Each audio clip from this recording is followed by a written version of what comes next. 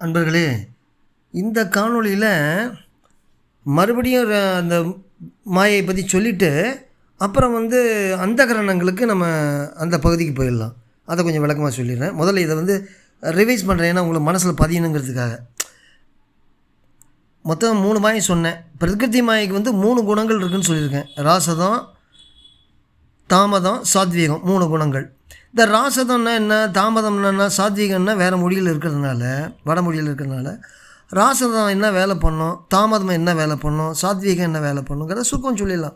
ஏன்னா நீண்டு போகும்ல, அதுக்காக தான். ராசதங்கிறது வேகம், ஆசை, செயல்பாடெல்லாம் ராசத வேலை. தாமசம்னா சோம்பல், அறியாமல், மயக்கம். சாத்வீகம் அமைதி, அறிவு, தூய்மை அப்படின்னு அர்த்தம். சாத்வீகமாக இருக்கான்னா அமைதியாக இருக்கான், அறிவோடு இருக்கான், தூய்மையாக இருக்கான் அப்படின்னு பொருள். இப்போ ஒவ்வொரு மாயையும் பார்ப்போமா. இப்போ சுத்த மாயின்னு சொன்னேன் இல்லையா. சுத்த மாயைங்கிறது மாயோட மிக தூய்மையான நிலை. இது இறைவனுடைய நேரடி ஆளுமைக்கு உட்பட்டது. இதுக்கு நான் ஏற்கனவே சொல்லியிருக்கேன் இல்லையா. குடிலை, விந்து, வைந்தவம், மாமாயை அப்படின்னு ராமலிங்க சுவாமி எல்லா பாட்டிலையும் குறிப்பிடுவார். இது ஆணவங்கிற மலம் இருக்கு இல்லையா, அது கலப்பு இல்லாது, மிக்ஸ் ஆகாதது. இது ஒளி மாதிரி, ஒளியை போன்றது. இறைவன் உலகத்தை படைக்கிறது, ஆன்மாவுக்கு அருள் செய்கிறது, அதெல்லாம் பயன்படுத்தவும் இது முதல் கருவி. இது நம்ம இதை நம்மளை எல்லாத்தையும் இறைவனை நோக்கி அழைச்சி சொல்ல உதவும். அதுதான் சுத்தமாயி.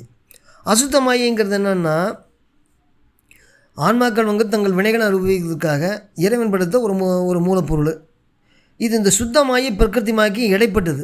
இதற்கு என்ன பண்ணுவாங்கன்னா மோகினின்னு போடுவாங்க. ஏன்னா ஆணவம் கலந்தது ரொம்ப மயக்கத்தை பண்ணும்.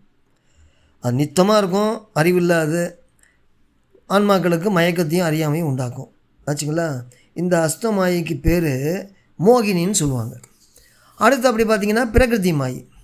பிரகிருதி மாயை அப்படின்னா ஆன்மாக்கள் தங்களுடைய கர்ம வினைகள் அனுப்புவதற்காக, ஐயா சொல்கிறார்கள் அகவல்ல, தனுகரணாதிகள் தம் கடந்து அறியும் ஓர் அனுபவமாகி அற்புதங்கு தனு கரண புவன போகம். அதை உடம்பு, கருவி, உலகம், போகம் இதெல்லாம் உருவாக்கி கொடுக்குற மூல ஆற்றலாக விளங்குறது. இது அஸ்தமாயிலேருந்து தோன்றுறது. அஸ்தமாயிக்கு பெயர் சொல்லியிருக்கேன் இல்லையா மோகினி. பிரகிருதி மாய்க்கு பேர் மான்னு பேர். இது நிறைய இடத்துல மான்னு வரும். அதனால் இப்போ அடுத்தாப்படி என்னன்னாக்க இதுக்கு போயிடலாம். எதுக்கு போயிடலாம்,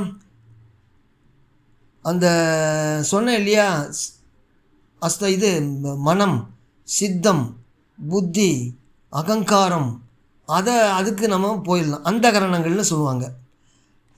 அந்த கரணங்கள்லாம் அந்தர்னா அது இங்கிலீஷ், அந்தர்னா உள்ளேன்னு அர்த்தம். கரணங்கள்னால் கருவிகள். அது நம்மளுடைய கண்ணுக்கு தெரியாத அக உறுப்புகள். இது 4 நிலைகளாக செயல்பட்டு ஒரு விஷயத்தை நாம் உணர்கிறதுக்கோ இல்லை புரிஞ்சுக்கிறதுக்கோ உதவும்.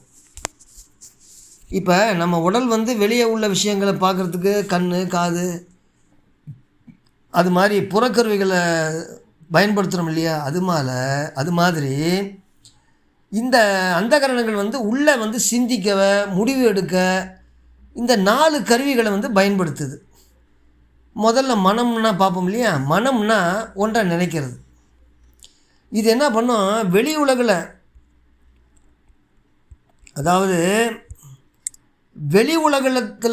உலகத்தில் இருந்து வரும் புலன்கள் வழியாக, நம்மக்கிட்ட பொறி புலன்கள் இருக்கு இல்லையா.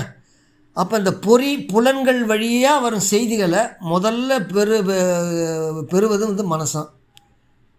இது என்னவாக இருக்கும் அப்படிங்கிற ஒரு ஐயம் கொள்ளும். ஒரு பொருளை பார்த்துச்சின்னு வச்சுங்களேன், அதை பொதுவான உருவத்தை மட்டும் இது கவனிக்கும். அப்போ இதுவாங்கிறது கவனிக்கிறது இதோட வேலை. புத்தி அர்த்தம் அப்படி புத்தி நிச்சயம் பண்ணும். இது மனதுக்கு மேலே உள்ள அறிவு நிலை. இதுதான் அப்படிங்கிற ஒரு விஷயத்தை உறுதிப்படுத்துவது புத்தி. ஒரு பொருளை பார்த்து இது இன்னது தான் அப்படிங்கிற தீர்மானிப்பது இதோடைய வேலை. இது அந்த கரணங்களில் இதுதான் முக்கியமானது. இந்த புத்தியில் தான் நம்ம செய்த பாவம் புண்ணியமெல்லாம் பதிவு செய்யப்படும். அது அப்புறமேல் பேசுவோம். அகங்காரங்கிறது முனைப்பு, இல்லைன்னா ஒரு எழுச்சியை கொடுக்கறது. ஒரு விஷயத்தை அறிஞ்ச பிறகு அதை தன்னோட ஒரு தொடர்பு படுத்தி கொள்வது. இதை நான் அறிந்து கொண்டேன், இது எனக்கு தெரியும், இந்த உணவை உருவாக்குறது இதுதான். ஒரு செயலை செய்யறதுக்கு தூண்டும். அவன் போய் தெரிஞ்சுக்கணுங்கிற ஆவலை தூண்டுறதே அகங்காரம் தான். அதுக்கு அடுத்தாப்படி சித்தம். இது வந்து சிந்தித்தல் என்னென்னா நிலைவில் வச்சுக்கிறது. இது இந்த கடந்த கால அனுபவங்களை சேமித்து வைக்கிற ஒரு கிடங்கு மாதிரி, ஒரு சேஃப்டி லாக்கர் மாதிரி வச்சுங்களேன். ஒரு பொருளை பார்க்கும்போது ஏற்கனவே நமக்கு தெரிஞ்ச விஷயத்தோடு ஒப்பிட்டு பார்த்து ஆழமாக சிந்திப்பது தான் இந்த சித்தத்தோட வேலை. அப்போ இதை வந்து இன்னும் வெளியாக சொல்ல போனால், நீங்கள் பாதையில் வந்து ஒரு கயித்தை பார்க்குறீங்க.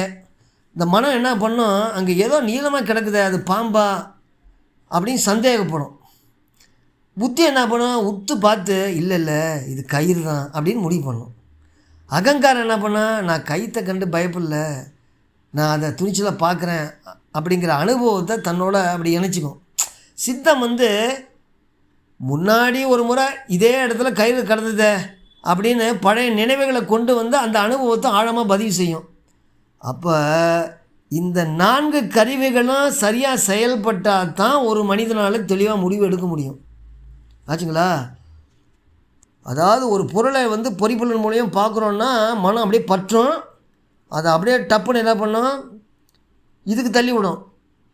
சித்தத்துக்கிட்ட இப்போ கொடுக்கும்போது சித்தம் என்ன பண்ணோம், அதை வந்து முடிவு பண்ணுற வேலை தான் சித்தம் வந்து பழைய நிலைமைகளை பதிவு பண்ணியிருக்கோம்.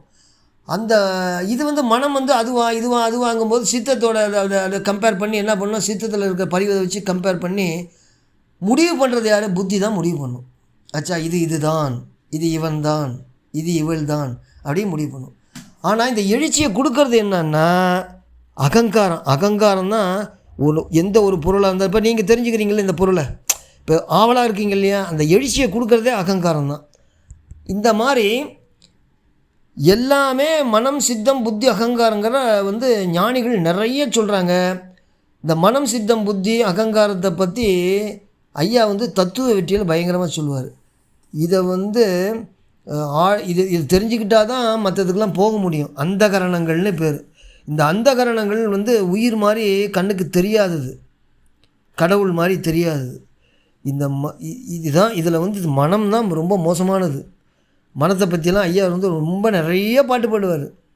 அதெல்லாம் வந்து அடுத்த காணொலியில் சொல்கிறேன். இதெல்லாம் நீங்கள் வந்து தெரிஞ்சுக்கிட்டு அப்புறம் வந்து என்ன பண்ணுறேன், மனம், சித்தம், புத்தி, அகங்காரம், அந்த கரணங்கள் சொல்கிறாச்சு. அடுத்து அப்படி ஞான இந்திரியங்கள் எங்கேருந்து வருது அதை பற்றிட்டு, அப்புறம் வந்து கர்ம இந்திரியங்கள், அப்புறம் வந்து தன்மாத்திரைகள், அப்புறம் 5 பூதங்கள், அதை பற்றி நான் அடுத்த இதில் வந்து நான் உங்களுக்கு சொல்கிறேன். ஏன்னா விரிவாக சொன்னோம்னா அது நீண்டு போகும். அது இன்னும் 2, 3, 4 காணொலியில் வந்துடும். நீங்கள் அப்படி ஷார்ட்டாக தெரிஞ்சுக்கோங்க இதுதான் அப்படின்னு தெரிஞ்சுக்கிட்டு, அடுத்த காணொலியில் நம்ம ஞான இந்திரியங்களை பற்றி பேசுவோம். கர்ம இந்திரியங்கள், தன்மாத்திரைகள், இதை தெரிஞ்சு வச்சிட்டோன்னா ஐயா வந்து அகவலில் சொல்கிறத விளங்கும். அந்த பாட்டுக்கு நம்ம போயிடலாம். வணக்கம். முடிச்சுக்கிறேன், நிறைவு செய்கிறேன். வணக்கம்.